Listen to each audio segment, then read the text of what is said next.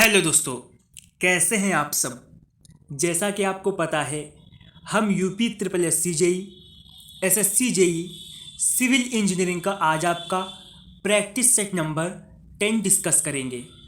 वैसे ये क्वेश्चंस आपके सभी कम्पिटिटिव एग्ज़ाम के लिए इम्पोर्टेंट हैं, तो प्लीज़ आप लोग वीडियो को पूरा देखिएगा। आपका पहला क्वेश्चन है, in a plate load test minimum size of plate to be used is India.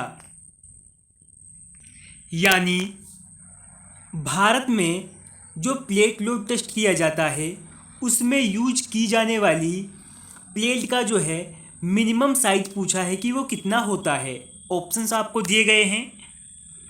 यहाँ पर सिर्फ आपकी लंबाई और चौड़ाई दी गई है, यानी 250 mm से लेकर 250 mm तक, 300 mm से लेकर 300 mm तक, 400 mm से लेकर 400 mm तक, या फिर 450 mm से लेकर 450 mm तक। लेकिन आपके दिए गए ऑप्शन में से ऑप्शन डी आपका सही रहेगा। यहाँ पर बात की गई है मिनिमम साइज की। इस पैराग्राफ से भी हम कुछ मोस्ट इम्पोर्टेंट क्वेश्चन निकालेंगे। अगर एग्ज़ाम में आपसे पूछा जाए कि आपका जो प्लेट लोड टेस्ट होता है उससे किस चीज़ को ज्ञात किया जाता है, तो इससे ज्ञात किया जाता है जो सॉइल की अल्टीमेट बियरिंग कैपेसिटी होती है उसे ज्ञात करते हैं। अगर आपसे एग्ज़ाम में पूछा जाए कि आपका जो प्लेट लोड टेस्ट है वो एक कैसा टेस्ट है, यानी वो लैब में किया जाता है या फिर फील्ड में, तो ये आपका एक स्थलीय टेस्ट है, यानी ये साइट पर किया जाता है। अगर आपसे कहीं पर पूछा जाए कि आपका कंस्ट्रक्शन वर्क जो है वो पूरा हो चुका है, फिर भी अगर आपको अपने स्ट्रक्चर का सेटलमेंट जानना है तो आप कौन सा टेस्ट करेंगे, तो कौन सा टेस्ट करेंगे? प्लेट भार टेस्ट। ये सारे क्वेश्चन आपके प्लेट लोड टेस्ट से ही संबंधित हैं और आपके एग्ज़ाम में रिपीट होते रहते हैं। क्वेश्चन में तो बात की गई थी मिनिमम साइज की, तो ये होगा आपका 300 mm इंटू 300 mm। अगर यहीं पर आपसे पूछा जाता कि प्लेट का मैक्सिमम साइज कितना होता है, तो ये होता है आपका 750 mm से लेकर 750 mm तक। अगर किसी अगले क्वेश्चन में पूछा जाए कि प्लेट लोड टेस्ट में जो हम प्लेट यूज करते हैं उसकी थिकनेस यानी मोटाई कितनी होती है, तो ये पॉइंट भी आपको जानना होगा। तो वो मोटाई थिकनेस होती है 25 mm। और जब हम प्लेट लोड टेस्ट करते हैं 300 mm इंटू 300 mm के लिए, तो जो हम प्लेट के लिए गड्ढा यानी पिट खोदते हैं उसकी माप कितनी होनी चाहिए, तो उसकी माप होनी चाहिए 1.5 मीटर उसकी लंबाई होनी चाहिए और 1.5 मीटर उसकी चौड़ाई होनी चाहिए।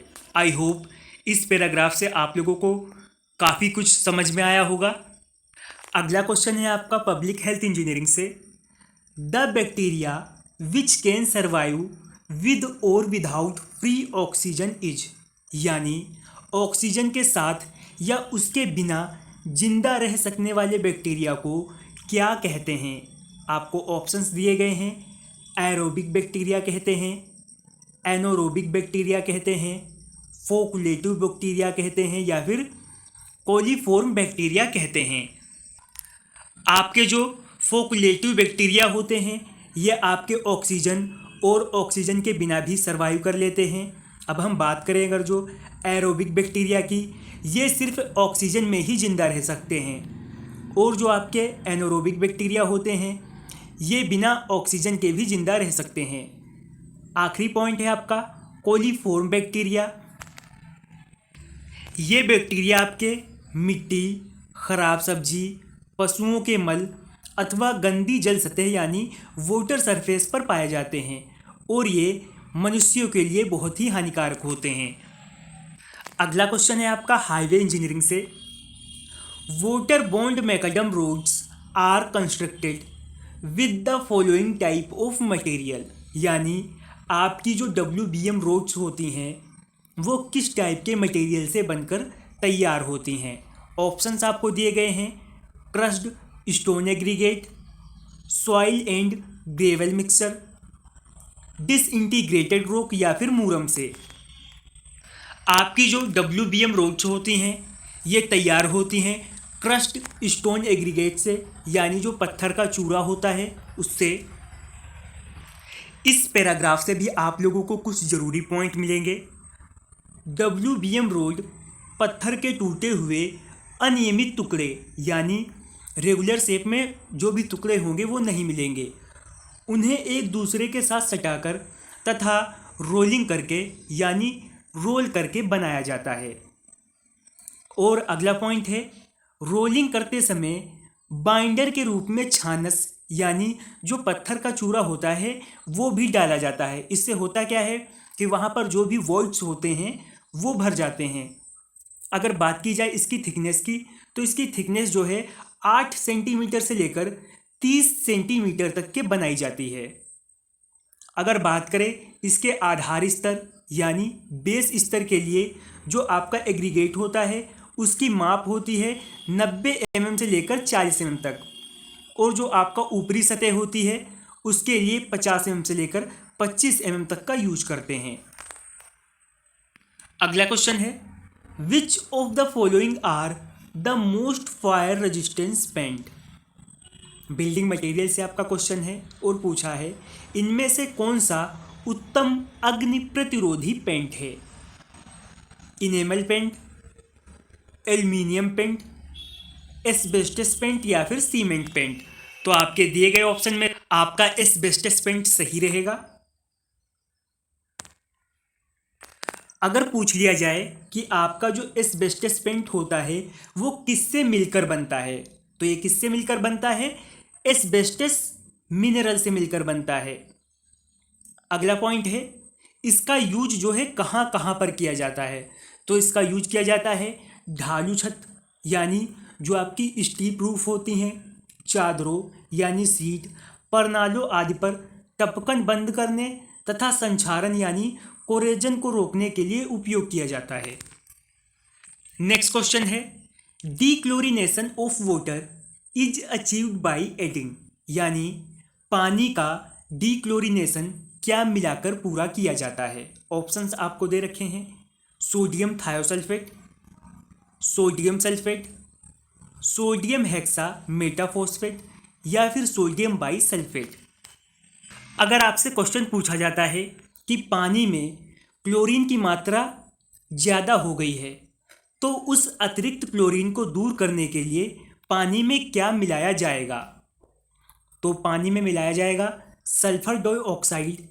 और इस प्रक्रिया यानी इस प्रोसेस को क्या कहेंगे, तो इस प्रोसेस को कहेंगे डीक्लोरिनेशन। अगर पूछ लिया जाए कि डीक्लोरिनेशन के लिए और किसका यूज करते हैं, तो यूज करते हैं सोडियम थायोसल्फेट, सोडियम सल्फाइड का तथा सक्रिय कार्बन यानी एक्टिव कार्बन का भी यूज किया जाता है। अगला क्वेश्चन भी आपका हाईवे इंजीनियरिंग से है the following is not the flexible pavement failure. आपसे पूछा है फ्लेक्सिबल पेमेंट फेलियर इनमें से कौन सा नहीं है। Alligator cracking, mud pumping, reflection cracking या फिर फ्रोस्ट हेविंग। अगर बात की जाए आपके पेमेंट की तो आपकी होती हैं वो दो टाइप की, पहली आपकी फ्लेक्सिबल पेमेंट, दूसरी आपकी होती हैं रिजिड पेमेंट। आपके दिए गए ऑप्शन में से आपका जो मड पंपिंग है ऑप्शन बी ये सही रहेगा। ये आपके होता है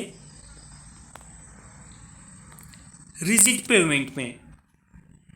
ये क्वेश्चन आपका हाल ही में 2-3 एग्जाम में रिपीट हुआ है। IS 1498 1978 किससे संबंधित है। ऑप्शंस आपको दिए गए हैं सॉइल क्लासिफिकेशन से, बिल्डिंग मेजरमेंट से, कंक्रीट से या फिर सीमेंट से। तो आपका जो ये IS कोड है ये संबंधित है IS सॉइल क्लासिफिकेशन से। इसके अनुसार जो है आपकी जो सॉइल है वो 18 ग्रुप्स में बांटी गई है। फिर आपका लास्ट क्वेश्चन है, the standard consistency test is done in a, यानी आपका जो स्टैंडर्ड कंसिस्टेंसी टेस्ट होता है वो किससे किया जाता है। ये काफ़ी बार हमने क्वेश्चन कराया भी है और ये क्वेश्चन काफ़ी बार रिपीट भी हुआ है। ब्लेन अपार्टस से, ली चैटेलियर अपार्टस से, वेन अपार्टस से या फिर विकट अपार्टस से। ये टेस्ट सामान्य गाढ़ेपन यानी कंसिस्टेंसी का सीमेंट पेस्ट बनाने के लिए और पानी की उपयुक्त मात्रा जानने के लिए किया जाता है। पानी की मात्रा सीमेंट के भार के प्रतिशत में निर्धारित किया जाता है। ये सीमेंट के अन्य टेस्ट जैसे निर्दोषता यानी साउंडनेस, जमाव काल यानी सेटिंग टाइम, संपीड़न एवं तनन सामर्थ्य यानी कंप्रेशन एंड टेंसाइल स्ट्रेंथ ज्ञात करने से पहले ज्ञात किया जाता है।